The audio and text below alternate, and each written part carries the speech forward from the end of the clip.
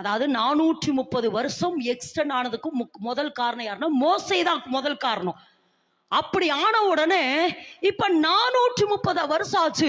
இஸ்ரவேல் ஜனங்களுடைய பெரும் மூச்சு தேவன்கிட்ட போயிட்டே இருக்குது. பார்வோனினால ஒடுக்கப்படுறதை கேட்டுட்டு போயிட்டே இருக்குது. இப்ப தேவன் இறுதியா வாதிக்குது, ஐயோ என் ஜனம் இன்னும் கஷ்டப்படுங்க, மோசே எழும்பலைய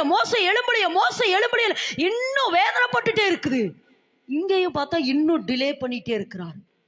மோசே இப்படி டிலே பண்ற என் ஜனங்களுடைய பெருமூச்சு என் காதை அடைக்குது அப்படிங்கிற பொழுது வழியில் தங்கும் இடத்தில் தங்கும், அந்த வேர்டு அதுதான், தங்கும் இடத்தில் கர்த்தர் அவனை கொல்ல பார்த்தா. இன்னும் நீ டிலே பண்றிய மோசே, என்ன செய்ய, என் ஜனங்கள் அழிந்து கொண்டிருக்கிறார்கள் அப்படின்னு சொல்லி மோசேயினுடைய தாமதம் நிமித்தம் தேவன் மோசையை கொல்ல பார்க்கிறார். இப்ப கர்த்தரே கொல்ல பார்த்த உடனே இந்த சிப்போரால் எழும்பி அவன் என்ன சொல்றான் அப்படின்னா,